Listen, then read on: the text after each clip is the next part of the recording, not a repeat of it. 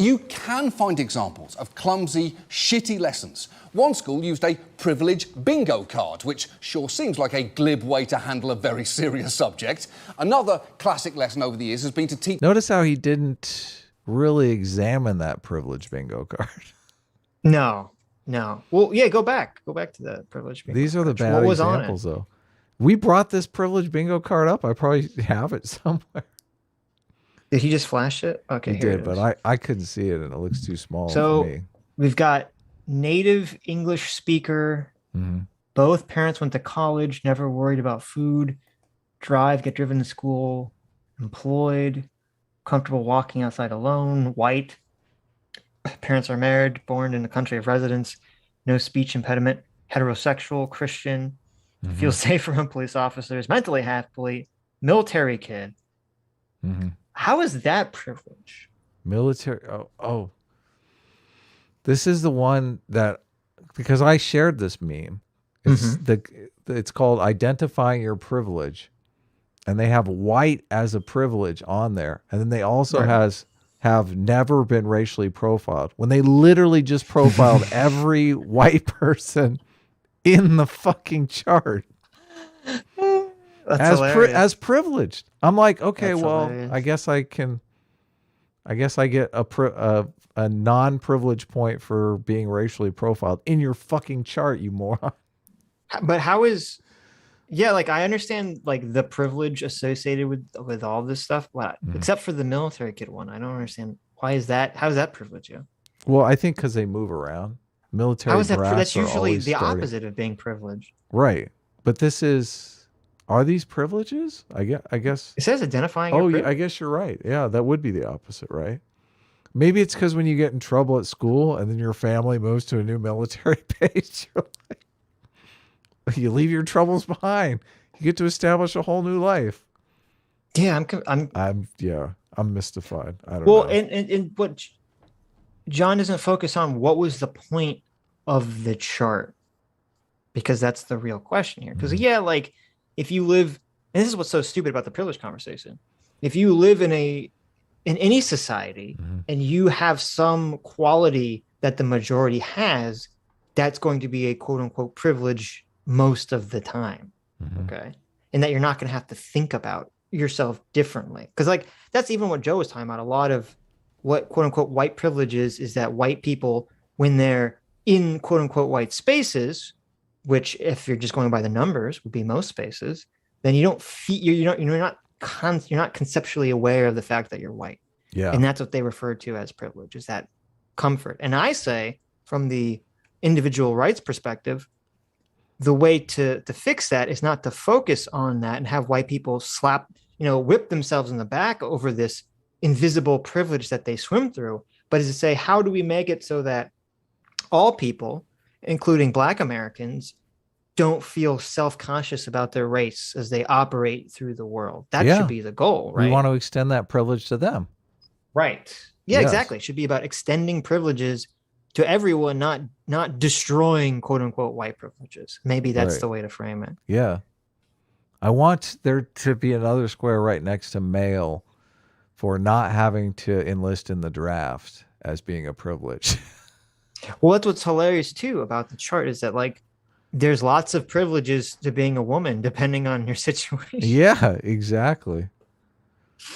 And there's privileges to being not white. It's all very dependent on the situation that you're specifically talking about. Which is what's terrible about this stuff. It just reduces everything to John Oliver levels of stupidity. Right. Privilege bingo card, which sure seems like a glib way to handle a very serious subject. See, because even he's not saying that. He's saying it's bad, yeah. But he's saying it's bad only because it's glib. He's not saying that like conceptually that's identifying your privilege is bad. He's just saying, you have this kind of like shallow bingo card that's like silly. Right. But he's fully signs off on everything on that privilege card. That's what I'm wondering. That's what I'm wondering. You fucking racist piece of shit, John Oliver. Listen, he's a proto-American. Okay, he doesn't have the red, white, and blue. He's an as much in his blood American. as we do. I looked it up. He's a proto-American. He's a British American. He's immigrated. We actually have He hasn't fully immigrated. He's voting. He probably voted. He's probably voting in the next election. Send him back. Send him back. Get out of here, John Oliver. All these Brits and all these foreigners coming to my country, my beautiful country, telling me what for. I won't stand for it. How do we? Yeah. There should be expiration dates on those immigration cards. It should say, no, there should be a little thing that says, if you ever talk bad about America. Oh, yeah, that's a good idea. Spot. That's a good idea. Spot. Yeah. That's free speech. We'll teach you how free speech works. Listen.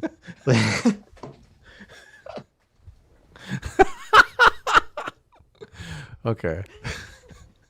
Listen.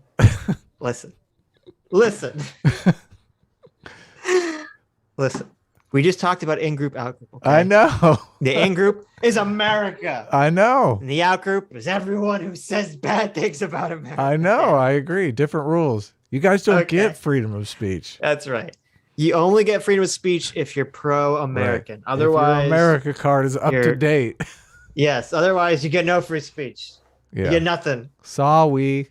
There you go. And I, PSA Sitch, will be the sole dictator of what constitutes pro-American anti-American speech. We are the arbiter of acceptable American speech. Lesson over the years has been to teach about prejudice metaphorically by dividing a classroom up by eye colour, with brown-eyed people, for instance, being the lowest tier and then being treated terribly. And if you do that in a diverse classroom and think for even a second about who is more likely to have brown eyes, you can probably immediately see just how badly that lesson could go. That actually happened in at least one school in the Chicago area, and the reason I know that is that this kid was in the class that day, and she's one of our writers now. Ali, what did you think of that lesson? It was pretty fucked up. Yeah, I bet it was. But the fact is... So these are terrible examples. Yeah. Because if he's trying to pretend, or not even attempt, to steel man the other side, you want to say, here are examples of CRT garbage that we disagree with. And you say like, we disagree with framing we disagree with using the term whiteness to frame everything wrong in society under that label. Okay. That would be like an example that John Oliver could bring. And that's actually the subject of one of these lawsuits. Is there's a book, and I think we put the picture up in a previous stream. There's a book that's like an anti-racist book for young kids, and that was assigned in class. And in the last page of the book, there's like a contract that's got like devil horns, and it's a hand coming out of it with money, and it's like the contract of whiteness. Oh, fascinating. And it's like, don't agree to the contract of whiteness, and it's all this trying to frame everything racist under this label of whiteness. And so if John could provide that, you'd say, okay, he understands my fears and criticisms of CRT. But he's not doing that. He brings up the chart, doesn't explain why he thinks it's bad. And then he brings up an example where I'm not even sure he thinks it's wrong to have divide the class up by eye color in order to demonstrate racism. It just seemed like his problem was that they chose brown-eyed people to be on the receiving end as opposed to blue-eyed people or something. Right. Yeah. And also the black person felt that it was targeting them, that it was fucked up. Right. But that changes okay, so are you only saying it's bad because it targeted a black person? Yes, I agree. Or is it the concept is bad? Right. Yes. Many educators are working very hard to find... That is ironically part of the problem with CRT, because as we saw in the clip with McWhorter, he was saying, the problem with CRT is that it's a bigotry of low expectations. That goes to exactly what the writer was saying. So inadvertently, they got it right there. She's saying this is totally fucked up, but it is fucked up. She's Yeah, but she's saying CRT is fucked up. No, but she's not. She's saying what's fucked up is to have her as a black child be part of a class experiment where black people are like grouped with other brown-eyed people. Yeah, are made to be like the example of racism through eye color, right? Right. But that doesn't say that she necessarily has a problem with the concept of what was going on, or really even that whole thing with the eye color thing that really has nothing to do with CRT at all. No, I mean, that was, you know, we've all probably heard about CRT. Yeah, yeah, we've all probably read or heard about the book The Wave, where they did the eye color shit for schools. You know, that was a very common example that was brought up when I was in school. So, but that's really nothing to do with CRT at all. Yeah. That exercise actually helped civil rights quite a bit. Because it showed people how evil kids could be.